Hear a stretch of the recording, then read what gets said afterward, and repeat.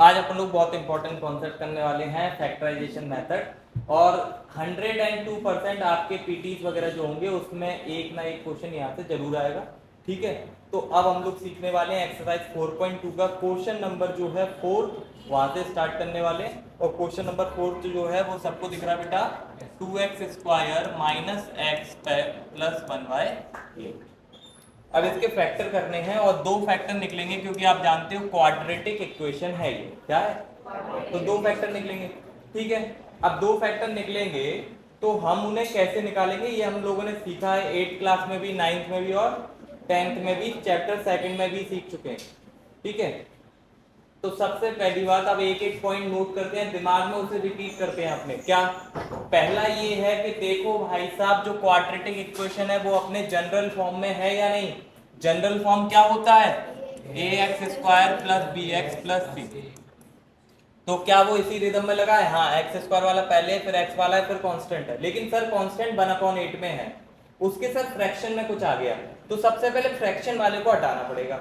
और फ्रैक्शन वाले को हटाना पड़ेगा तो जो चीज डिवाइड में है अगर उसे हटाना चाहते हो, जो चीज अगर डिवाइड में है उसे हटाना चाहते हो तो उसी से पूरे में मल्टीप्लाई कर दो। उसी से पूरे में क्या कर दो, तो मैं क्या लिखूंगा, मल्टीप्लाई बाय 8।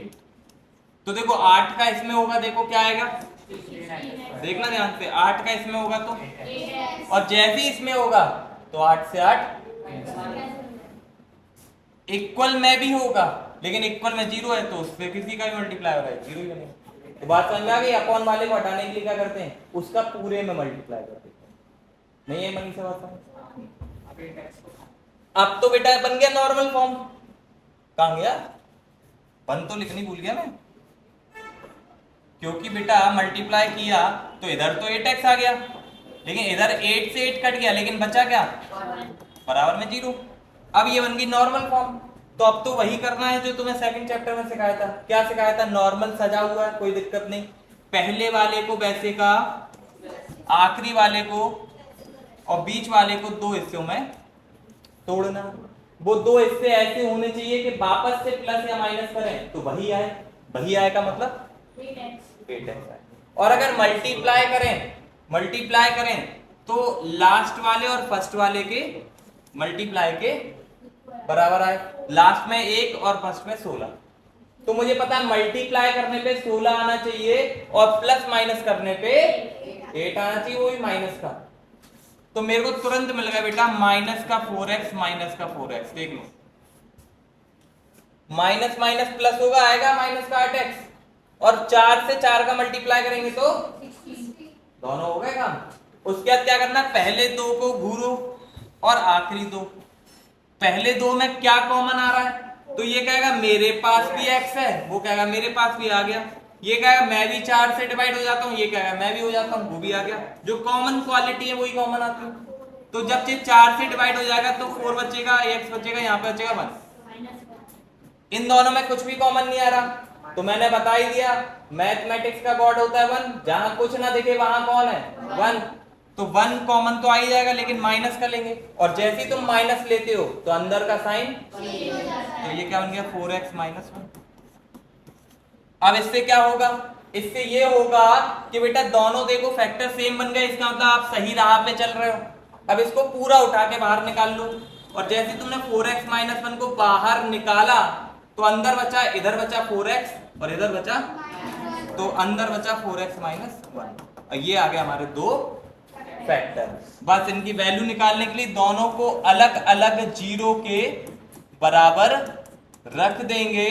तो x की वैल्यू निकालनी है तो x को यहां छोड़ेंगे, बाकी सब, सबसे पहले कौन जाएगा साथ छोड़ के, 1। जो दूर का रिश्तेदार होता है वो पहले साथ छोड़ता है, x तो पास वाला है, ठीक है, अपना है। तो x बाद, ये 1 पहले चला जाएगा, 4 बाद में जाएगा नीचे। इसी तरह यहां पे भी 4। यही आपके क्या होगा बेटा आंसर। दो वैल्यू आ गई, नोट इट डाउन प्लीज।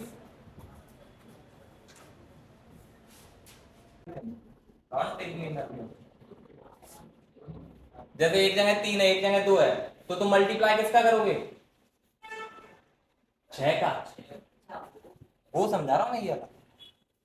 अगर एक जगह 3 होता एक जगह 2 होता तो दोनों का एलसीएम 6 आया, फिर 6 से मल्टीप्लाई करते तो वो दोनों खत्म हो जाते। ठीक है, तुम क्या पूछ रहे थे? ये पूछ रहे थे ना, तभी तो मैंने डिस्क्रिप्शन में बताया।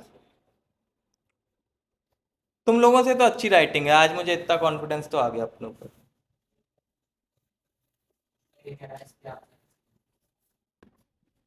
चलिए अगला करें। तो बिना टाइम वेस्ट किए हुए एक क्वेश्चन और करेंगे, बढ़िया रूट वाला है ना, मुझे पता अब तुम अगला बोलने वाले थे रूट वाला, स्क्वायर रूट वाला। देखो एक क्वेश्चन है स्क्वायर रूट वाला, कौन सा है बेटा? थर्ड वाला, वही करेंगे है ना। खोल लिया करो यार बुक, कुछ वो अलग ही चल रहा है, एक उसके पीछे वाला वो और अलग चल रहा है, वो कह रहा मैं बुक ही नहीं लाया।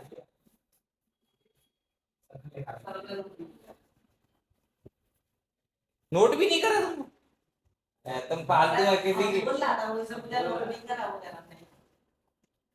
नहीं वो थोड़ा सीधा बच्चा नहीं, ख्यालों में रहता। किसके वो मुझे पता।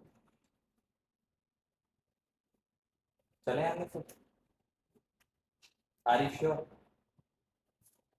हर यार कल से बुक लेकर आओ लेकिन, ठीक है। हाँ चलो अगला वाला क्वेश्चन, एक और इंपॉर्टेंट क्वेश्चन। अब ये नई चीज सीख रहे हो तुम लोग, रूट वाली। √2 एक्स स्क्वायर प्लस का 7x प्लस का 5√2 बराबर में 0, इसको सॉल्व करना। ठीक है, क्लियर है बात? ये तो आसान क्वेश्चन है, रूट वाले तो और टफ आते हैं, ये तो आसान है। चलो तुम्हें कराना सिखाता हूँ, जो सिखाया, मैं हमेशा बोलता हूँ अपना दिमाग नहीं चलाना, जो मैंने सिखाया यस सर वैसे ही करना। क्या सिखाया मैंने? पहले देखो ये लाइन से लगाया कि नहीं। तुम एक कदम आगे चलते, लाइन से लगाया, एक्स स्क्वायर वाला पहले, फिर एक्स वाला, फिर नंबर है। ठीक है, तो पहले वाले को वैसे का, लास्ट वाले को वैसे का, यही सिखाया इसने। और बीच वाले को दो हिस्सों में तोड़ना। अब वो दो हिस्से ऐसे होने चाहिए जिनको प्लस माइनस करें तो क्या है? 7 आए भाई। लू, मैंने बोला प्लस माइनस करें तो क्या आएगा? और अगर मल्टीप्लाई करें तो इन दोनों के मल्टीप्लाई के बराबर आना चाहिए। किसके मल्टीप्लाई के बराबर बेटा? 5√2 मल्टीप्लाई बाय √2। बचपन में टीचर ने रटाया था, 2 बार कोई नंबर रूट में आ जाए तो एक बाहर, तो यानी कि मल्टीप्लाई पे क्या आना चाहिए और प्लस माइनस पे क्या आना चाहिए बेटा? ठीक है, तो साफ साफ हमें आराम से मिल गए फैक्टर। इतने तो आसानी क्वेश्चन कोई मैंने नहीं देखा। 5x और 2x प्लस करेंगे 7 आएगा, मल्टीप्लाई करेंगे 5 और 2 का 10 ही तो आएगा। बात समझ में आई कि नहीं आई? कितना आसान को।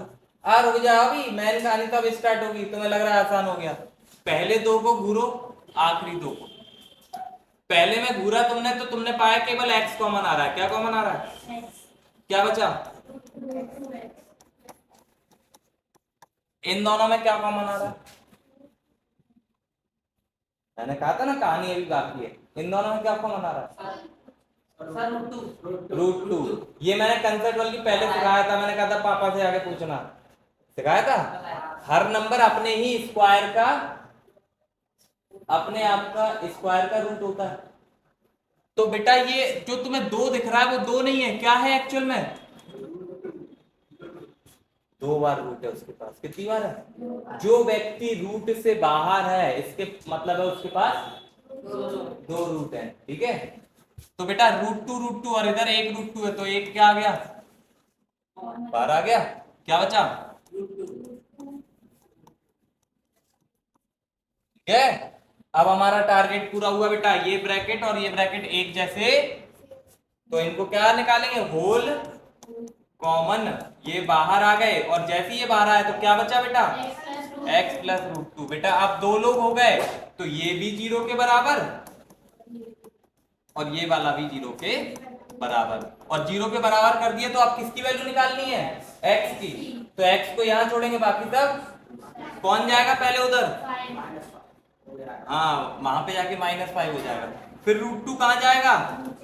तो क्या आंसर आएगा x के लिए? -√5 अपॉन, आएगा कि नहीं आएगा? 5 गया तो माइनस हो गया, √2 गया नीचे। इधर से x की वैल्यू माइनस, एक ही नंबर था वो चला गया उधर।